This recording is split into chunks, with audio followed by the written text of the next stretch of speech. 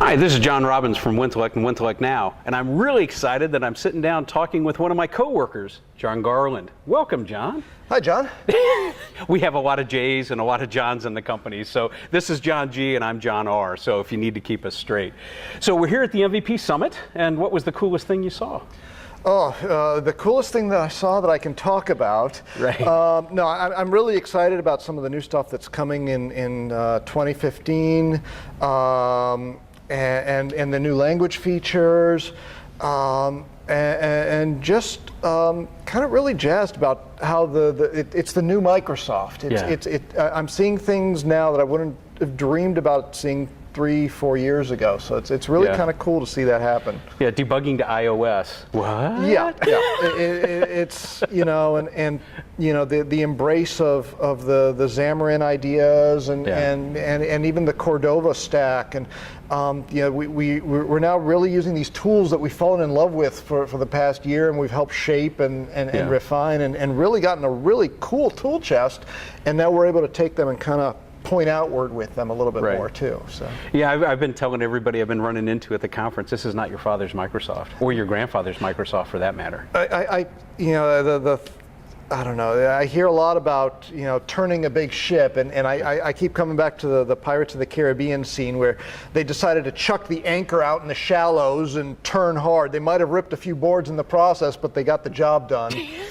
That's a great analogy, because there have been a few boards ripped at Microsoft to make these changes, so I like that. I like that.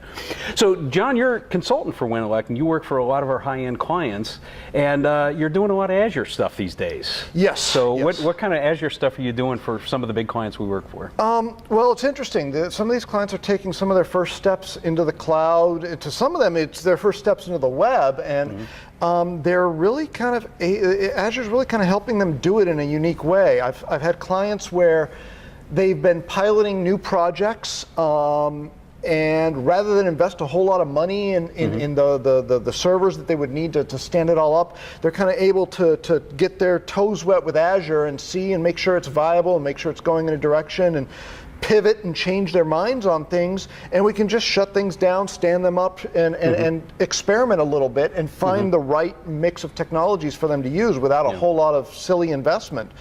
Others, it's again, more exploration with the cloud. I mean, I'm really having a lot of luck.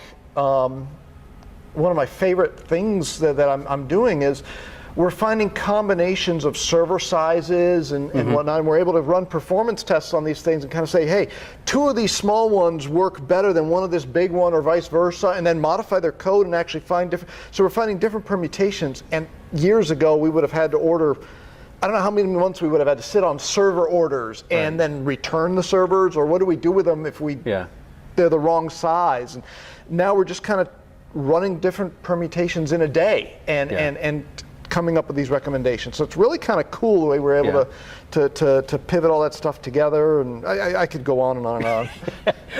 One of the big questions about the cloud is infrastructure as a service versus platform as a service. What do you see our customers doing for that? For the most part, the ones that I'm working with are going platform as a service. It just makes sense to be able to quickly slot their thing into the swim lanes that are kind of provided for them, and very quickly deploy, up, running, no fuss, no muss. They don't have to worry about the GUI details of trying to deal with scaling out and all of that. It just, okay, put it in here and we'll take care of the rest for you, and it's working really pretty. It's been amazing. I mean, I've worked with some of the customers you haven't worked with, and this has been the year that the barriers came down, right? Okay, the cloud is here, the cloud is real.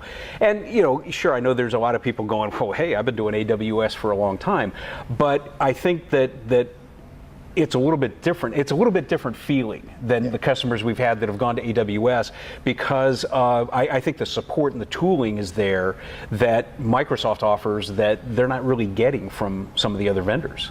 And I'm very excited about it. I've seen some of our other customers have just amazing cost savings. I think it's a pretty exciting time, to be into things. Yes, it's exciting. It's different. I mean, I'm doing a lot of work on the side with mobile services and being able to spin up back ends for mobile apps easily, and again, I can now. That's kind of the highest level, at least right now, of platform as a service. It's it really, the back end as a service story. You can spend all your time working on your app and stand up a pretty solid back end real quick without having to worry about how to stitch all these things together. So we're kind of getting into this meta platform as a service world now. Well, what would you recommend for folks that are thinking about mobile services, right? Because that's a big thing all our customers are doing. Give everybody, the top 2 or 3 things they need to think about. Oh boy. Yeah, the top 2 or 3. I mean, it's. Yeah. I'm going dark on this one. Yeah, things to think about. It's just, like the other platform as a service offerings, they do channel you into a swim lane. Yeah. And they're like all the frameworks we work with, at some point you're working with an abstraction, and there are places where you can flow with the abstraction and places where you can fight the abstraction.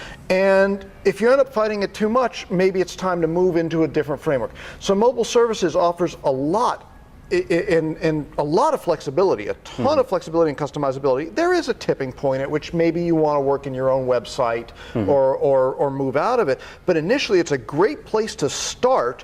Work within the framework they provide you, get things stood up really fast, maybe prototyping efforts, things like that.